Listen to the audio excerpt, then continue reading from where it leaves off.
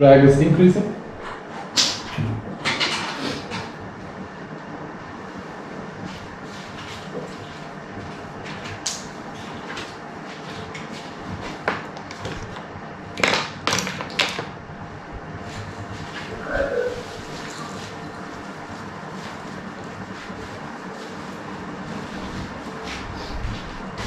So look at the lift-induced drag here. So the first change is by increasing the weight.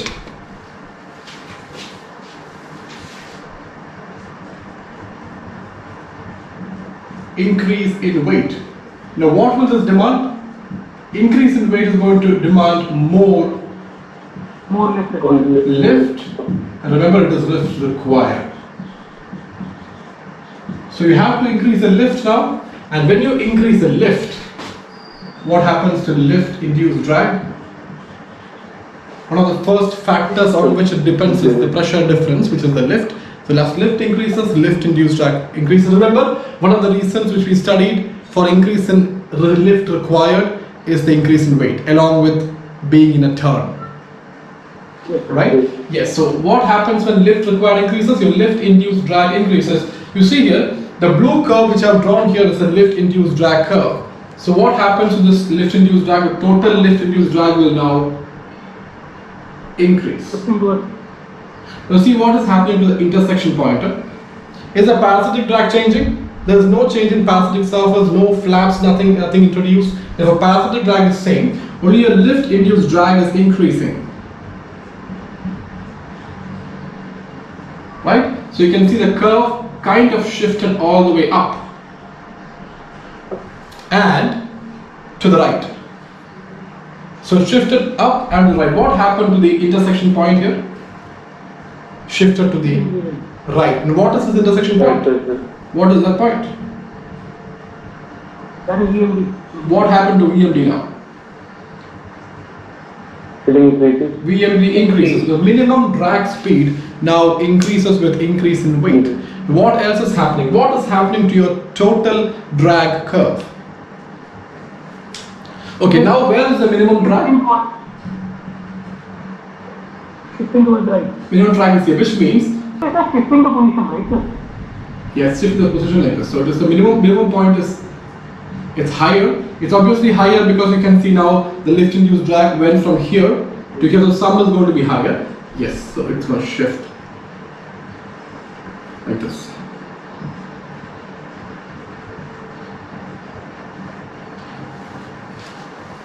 Is that clear?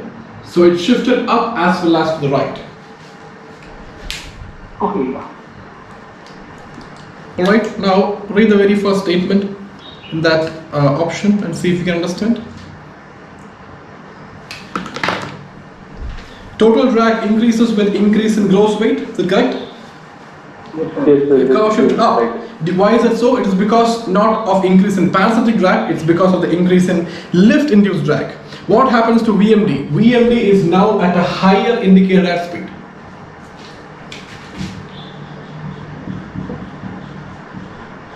VMD is at a higher indicated airspeed. Yes, Heloni?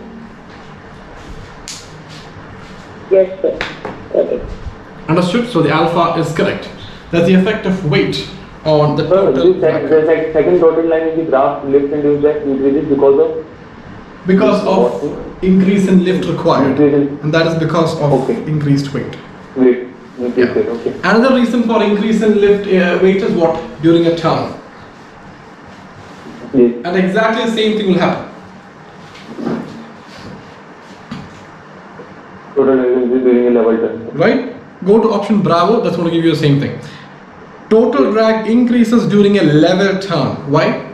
What is it increasing? It's increasing the lift required. So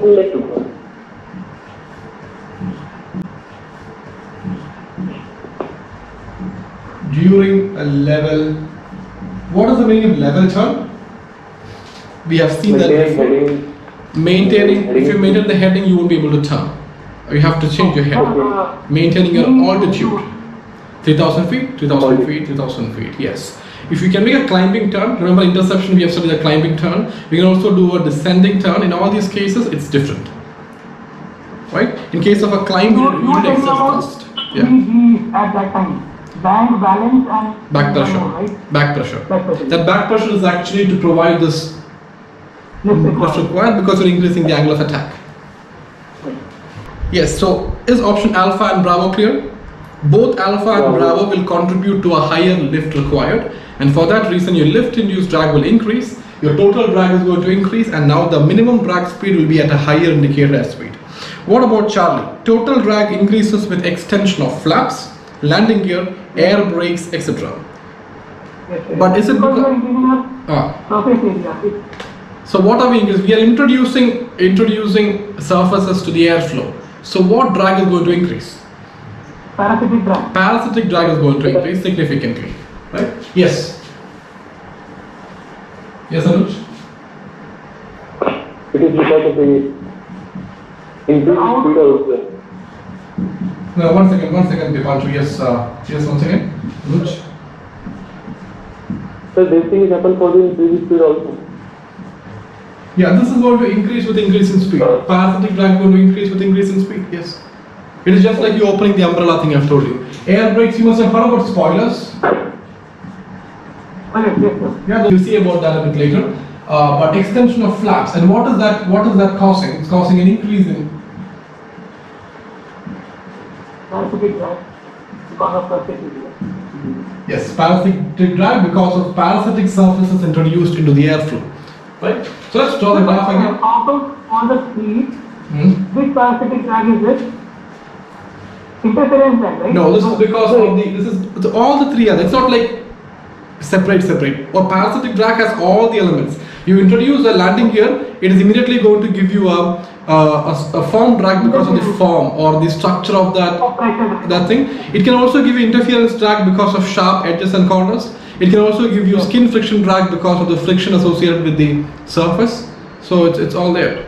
It's all together. That's why we draw a single graph. This has everything in it, right? Let's draw the coefficient of drag. Yes, Hiromi, there? Yes. Again, yes. What about lift-induced drag? Lift-induced drag is going to reduce with speed. Parasitic drag, on the other hand, is going to increase with speed.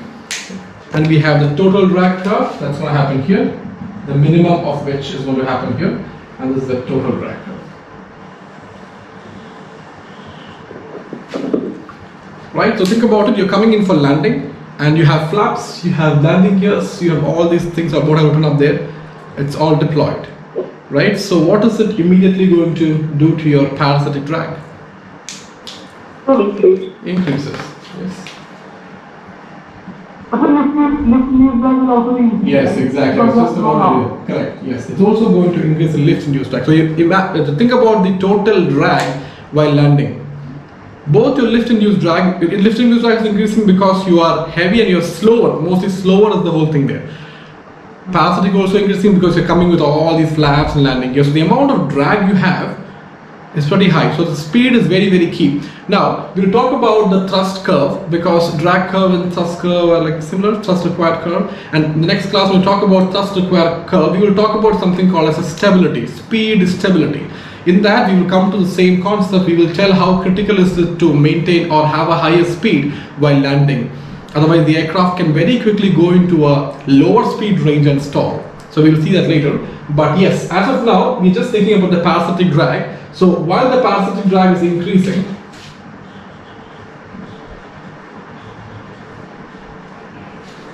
at a faster speed, we're not looking at the landing configuration, but at a generally higher speed where lift-induced drag is still lower, you're putting all these flaps and landing gears, and that's going to increase your parasitic drag.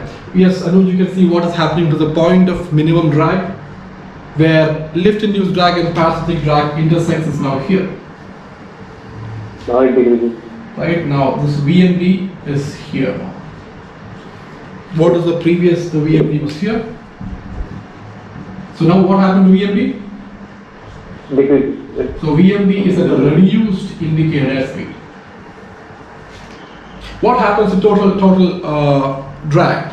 So you can see that the drag increases, and that is because of an increase in parasitic drag here. and therefore the total drag curve now shifts up as well as to the right. Sorry, to the left. The total drag curve shifts to the up and to the left. Here it shifts up and to the right because of the kind of drag that is increasing. And this is now the point of minimum drag.